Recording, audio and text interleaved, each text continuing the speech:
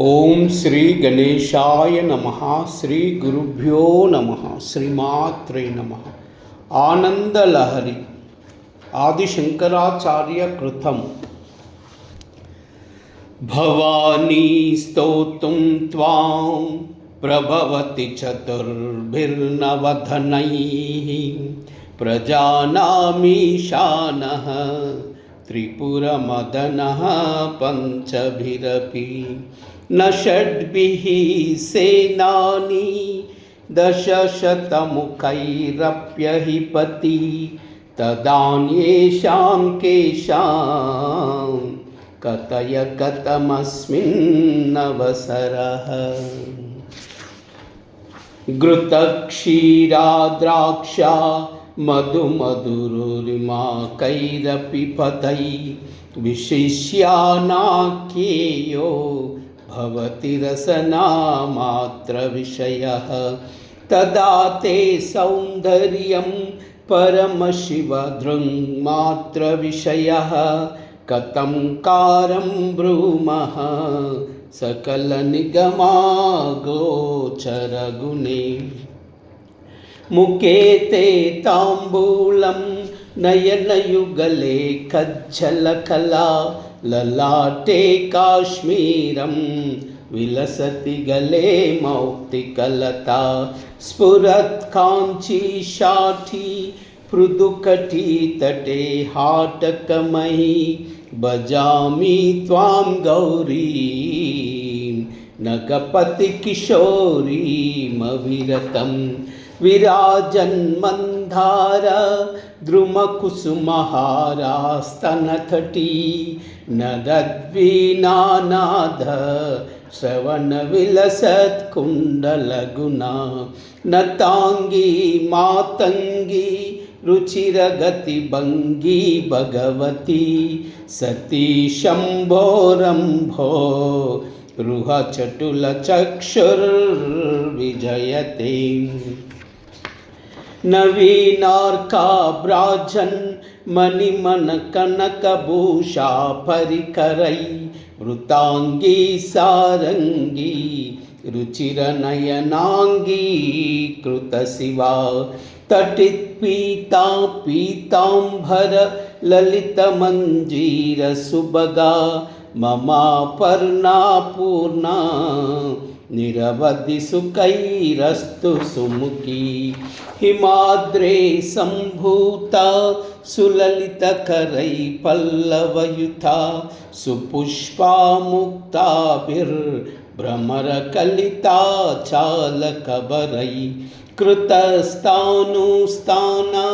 कुचफलनता सूक्तिसरसा रुजां हन्त्री गन्त्री विलसति चिदानन्दलतिका। सपर्णामाकीर्णं कतिपतगुणैः सादरमिह श्रयन्तेऽन्ये वल्लीं मम तु मतिरेवं विलसति। अपर्णैका सेव्याः जगति सकलैर्यत्परिवृतः पुराणोऽपि स्थाणु फलति किल कैवल्यपदवी।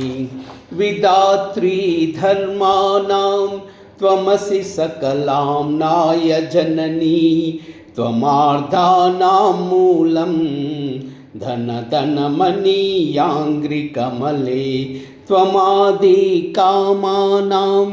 जननि कृतकन्दर्पविजये सतां मुक्तेभिर्बीजं त्वमसि परमब्रह्ममहिषी। प्रभूता भक्तिस्ते यदपि न ममालोलमनसा त्वया तु श्रीमत्या सदयमवलोक्य मधुना पयोदः पानीयं दिशति मधुरं चातकमुखे भृशं शङ्के कैर्वा विधिभिरनुनीता मम मतिः। कृपापाङ्गालोकं वितरतरसा साधुचरिता न ते युक्तोपेक्षा मयि शरणदीक्षामुपगते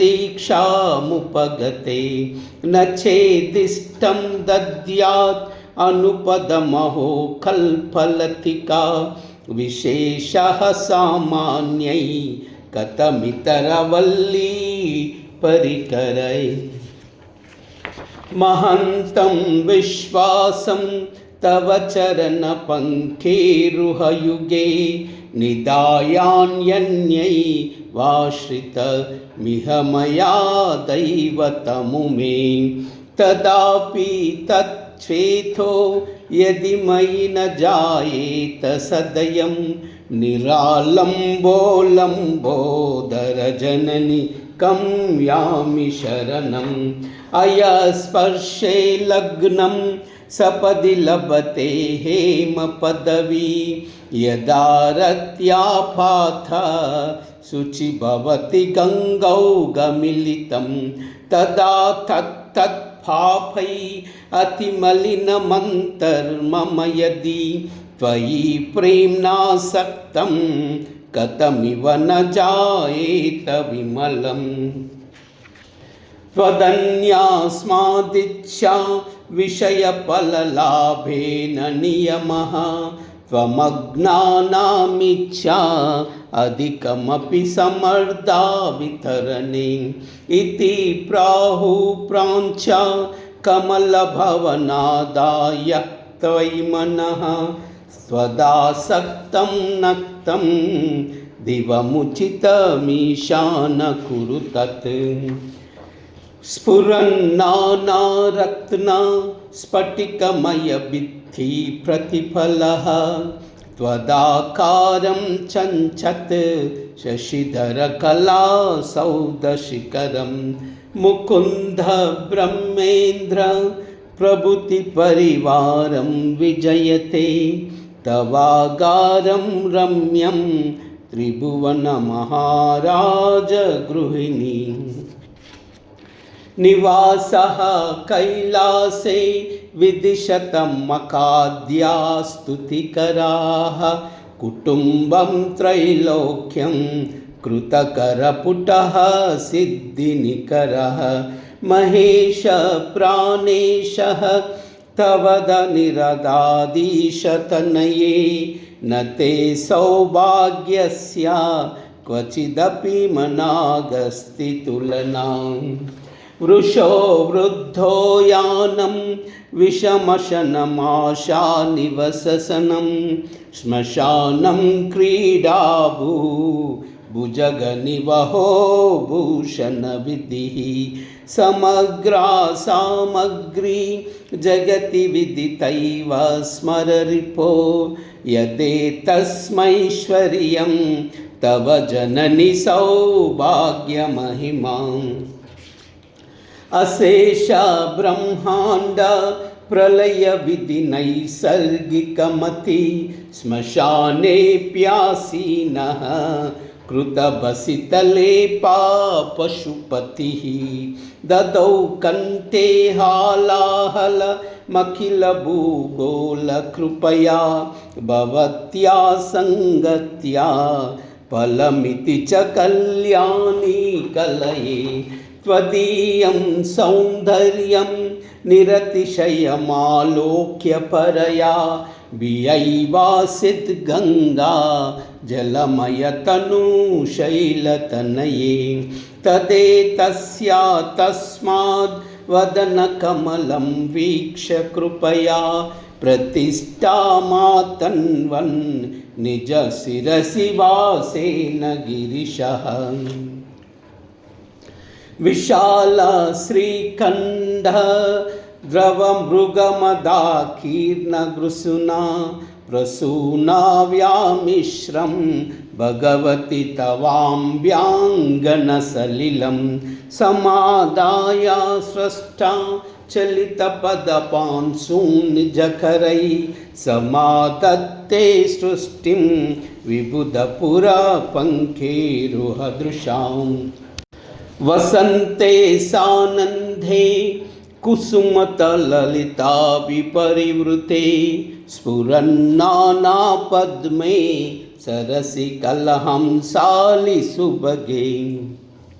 सखीभिः केलन्तीं मलयपवनान्दोलितजले स्मरेद्यस्त्वां तस्या जरजनितपीडापसरतिः सखीभिः केलन्ती मलयं पवनान्दोलितजले स्मरेत्स्वां तस्या ज्वरजनितपीडापसरति। ॐ कायलाह्रीं असकालाह्रीं सकलाह्रीं कायलाह्रीं असकालाह्रीं